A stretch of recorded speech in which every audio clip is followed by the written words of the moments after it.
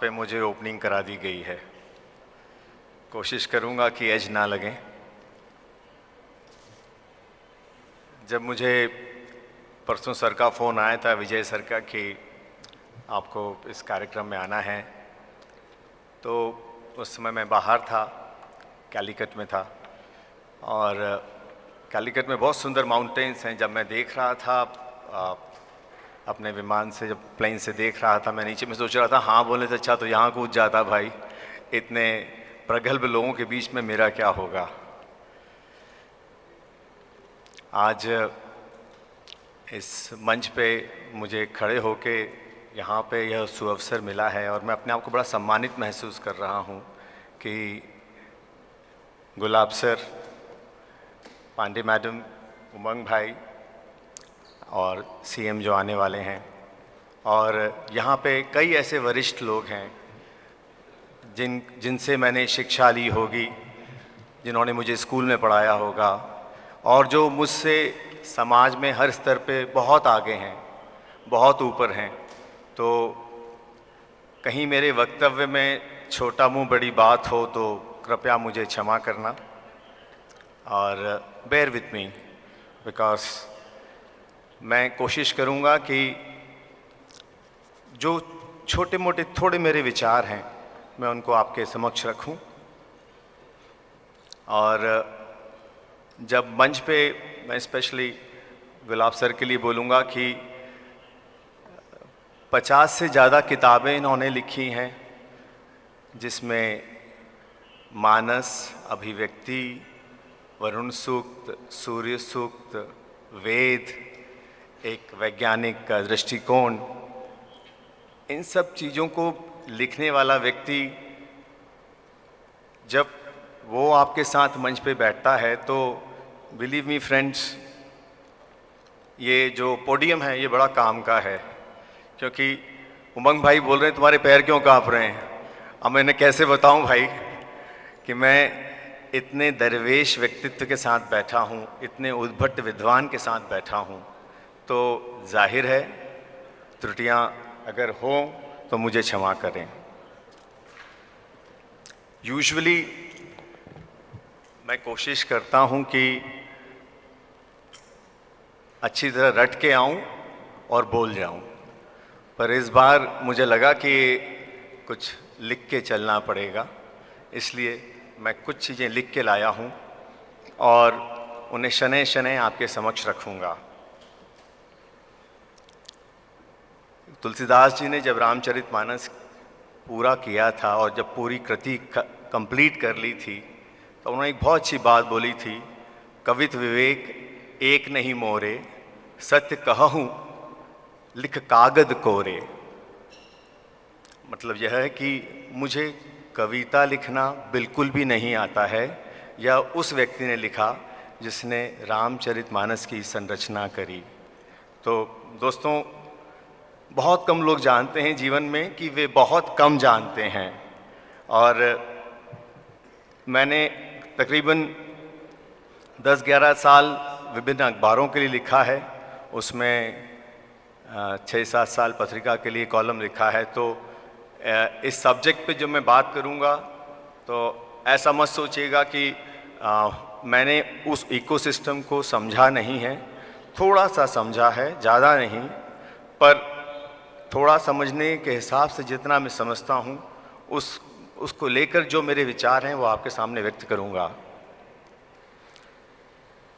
समाचार पत्र विचारों के सिंचन से, शब्दों के संचय से बना हुआ एक मीडियम है और यह मीडियम प्रभाव और प्रभावशाली रूप में हमारे सबके सामने प्रस्तुत होता है। यही इसका एक कर्म होता है। समयांतर, विषयांतर और क्षेत्रांतर, इस सब के बावजूद भी यह तल्लीनता से हमारे आपके समक्ष केवल एक चीज़ प्रस्तुत करता है, वह है सच। चुनौतियां आती हैं और कई चुनौतियां इस तल्लीनता को तोड़ने का प्रयास करती हैं और करती रहेंगी और करती आई हैं। मैंने अभी सुना कि यह अखबार 1956 में स्टार्ट हुआ था और 500 रुपये के अभाव में अखबार बंद हुआ, पर अखबार झुका नहीं, टूटा नहीं, रुका नहीं, फिर आगे बढ़ा। यह अपने आप में बहुत बड़ी बात है। I think it's a big round of applause you need for this. विचार और विश्लेषण जब समाचार पत्र करता है तो तब वह उसके लिए बहुत आवश्यक है कि वह निर्लिप्त हो जाए, समभाव में जाए। क्योंकि समभाव में जाना इसलिए आवश्यक है क्योंकि कई मर्तबा आपके अपने, आपके चाहने वाले, आपके परिचित भी उस अखबार की खबर का हिस्सा होते हैं जो उन्हें एक नकारात्मक शेड में डालती है। तो समाचार पत्र अगर लोकतंत्र का चौथा स्तंभ है तो मैं ये बोलूँगा कि आज की तारीख में ये चौथा नहीं है, ये लोकतंत्र के चौथे स्तंभ में जो 40 स्तंभ के बरोबर ये चौथा स्तंभ है। क्योंकि अखबार वह एक शक्ति है जो, एक छोटा सा टर्म है न्यूज़ डेजर्ट, दैट मीन्स कि उस अंतिम छोर पे जहाँ पे कोई पूछ परख नहीं है, जहाँ पे कोई किसी को नहीं जानता है, पर जहाँ पे व्यवस्था में अभाव है, वहाँ तक अखबार का पहुँचना इज़ वेरी इम्पॉर्टेंट फॉर लोकतंत्र। और वह केवल यह स्तंभ ही कर सकता है, यह चौथा स्तंभ जो सबसे महत्वपूर्ण स्तंभ है, जो तीनों स्तंभों को संभाल के रखता है, तीनों स्तंभों को झकझोर के रखता है, तीनों स्तंभों को पकड़ के रखता है और तीनों स्तंभों को अवेक एंड अवेयर रखता है। वह है समाचार पत्र।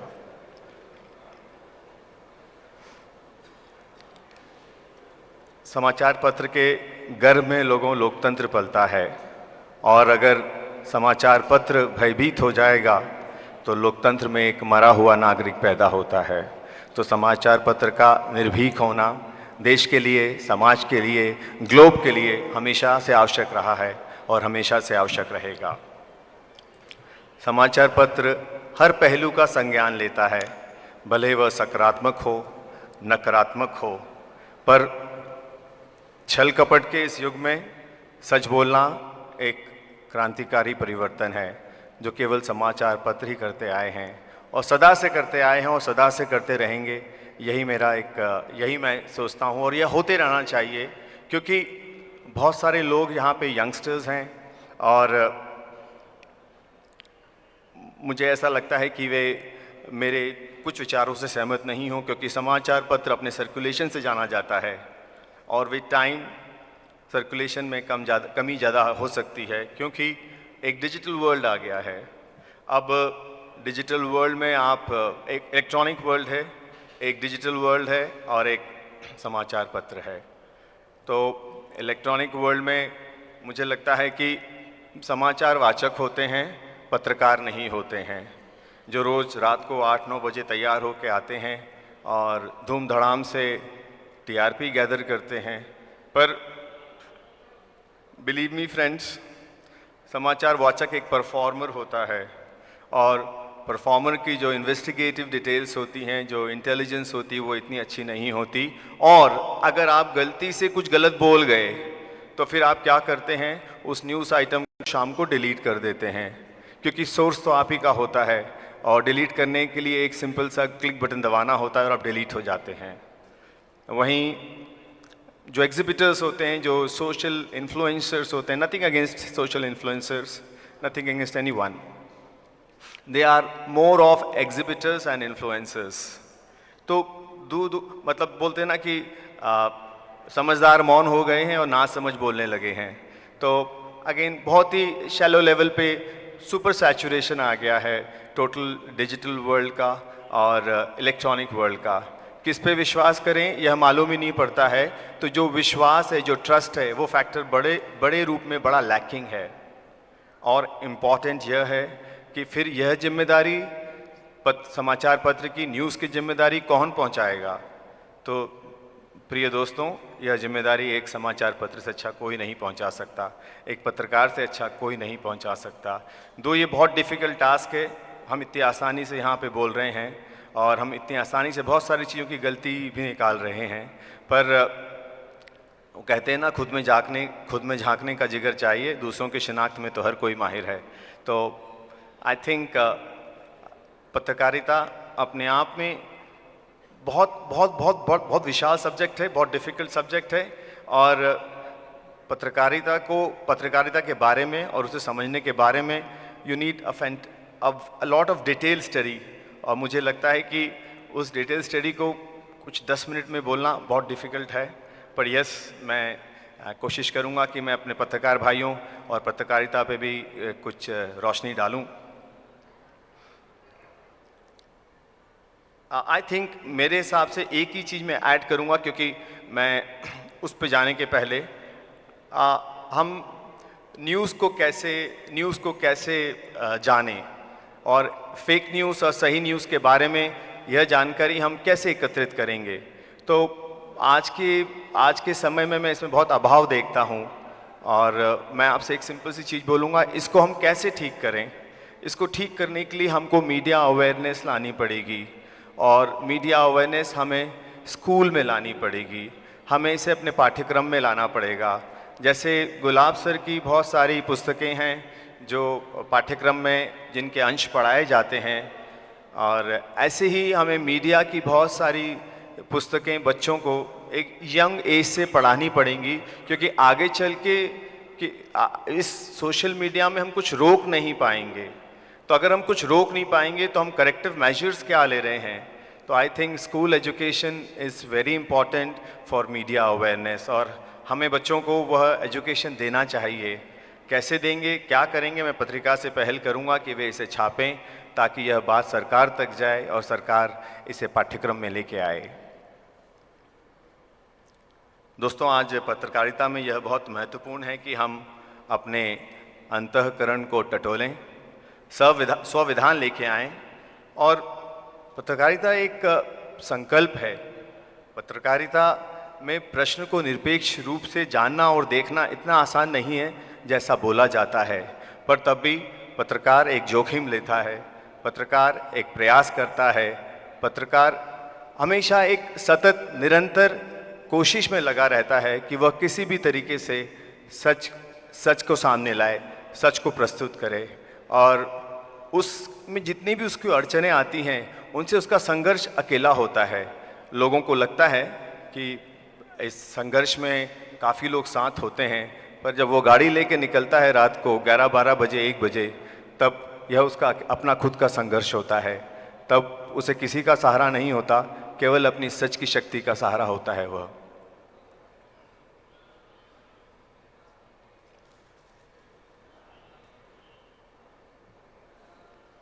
पत्रकारिता के संबंध में मैं यही और बोलना चाहूँगा कि पत्रकारिता एक आनंद है, अगर इसे आनंद के रूप में देखा जाए। और दोस्तों, आनंद बड़ा महंगा होता है, पर मज़ेदार बात यह है कि इसे वही लोग खरीद पाते हैं जिनके पास कुछ नहीं होता है। पत्रकारिता एक खामोशी भी है, पर खामोशी से मुझे याद आया कि अपने खिलाफ सारी बातें एक पत्रकार बड़ी खामोशी से सुनता है, क्योंकि जवाब देने का जिम्मा उसने वक्त को दे रखा है। पत्रकारिता एक उम्मीद है, एंड बिलीव मी दोस्तों, नाउम्मीदी के आकाश के आगे उम्मीद का आकाश बहुत बड़ा होता है। पत्रकारिता एक इल्ज़ाम है, पर इल्ज़ाम के बावजूद एक पत्रकार नकारात्मक पहलुओं को सुनने के बावजूद भी अपना सत्य हमेशा सामने रखता है, उसे प्रेषित करता है और निडर और निर्भीक होकर अपना कार्य करता रहता है। पत्रकारिता पे कई बार आरोप भी लगते हैं और लगते रहेंगे। जब भी आप अच्छा काम करते हैं तो आप आरोपित होंगे, आपको अभियुक्त भी बनाया जाएगा। कई बार आपको लगता है कि यह क्या हो रहा है, पर जीवन में खुद की नज़र में बेदाग होना ज़रूरी है, क्योंकि सबसे बड़ा न्यायालय तो आपका खुद का मन होता है। Thank you. और अगर हम देखें तो पत्रकार एक उस आशा को प्रज्वलित करता है जो सबने खो दी है। निर्द्वंद्व भाव से गहराई में जाता है, कोशिश करता है कि वह केंद्र में जाए, पर केंद्र में जाने के लिए उसे परिधि से निकलना पड़ता है। और परिधि में बहुत ठहराव है और केंद्र तक रास्ता जो है बड़ा छटपटाता हुआ रास्ता है, बड़ा बड़ा तौलने वाला रास्ता है, बड़ा कठिन रास्ता है, बड़ा दुर्गम रास्ता है, पर उसका भी अंतिम लक्ष्य यही होता है कि मैं कैसे पत्रकारिता के केंद्र तक जाऊं, which is nucleus, which is sun. Like in army, आप कितने भी बड़े अच्छे कैडेट हों, अल्टीमेटली आपकी ये कोशिश होती है कि मैं कमांडो कैसे बनूं, मैं कमांडो का कोर्स कैसे करूं, which is the toughest course of the army. So this is the way it is guys. एक और छोटी सी चीज़ मैं निवेदन करूंगा, यहाँ पे काफ़ी प्रशासनिक लोग हैं और सरकार के लोग हैं, कि there should be protection and a pension plan for पत्रकार। I am giving suggestions, protection and a big pension plan, because eventually सब कुछ ज़िंदगी में रेवेन्यू पे आता है, सब कुछ कमाई पे आता है, और जब तक हम अपने पत्रकारों को, अपने लोकतंत्र के चौथे स्तंभ के समाचार पत्र को चलाने वाले पत्रकारों को सेल्फ सफिशिएंट नहीं करेंगे, इंडिपेंडेंट नहीं करेंगे, स्ट्रांग नहीं करेंगे, तब तक उनमें वो स्ट्रेंथ नहीं आएगी। और मज़ेदार बात तो यह है गाइस कि मैं बीच में कुछ फौजियों से और कुछ पुलिस अफसरों से बात कर रहा था, तो उन्होंने मुझे एक बड़े प्यार से उन्होंने मुझे एक चीज़ बताई कि कई मर्तबा हमारा इंटेलिजेंस, हमारे इन्फॉर्मर्स पत्रकार होते हैं। कई मर्तबा जहाँ तक हम नहीं पहुँच पाते, जहाँ पे हमें लगता है कि कुछ आशंका है, कुछ अनिष्ट होने की आशंका है, दंगे की आशंका है, हमें वो इंटरनल एजेंसीज़ में केवल पत्रकारों द्वारा मालूम पड़ता है और उससे हमारा काम आसान हो जाता है। Guys, this is not easy and this is very difficult task, because somebody is putting his life in danger, but still trying to see that society gets together and there is nothing unhappening in society. This is Patrakar. I think they need a big round of applause for this.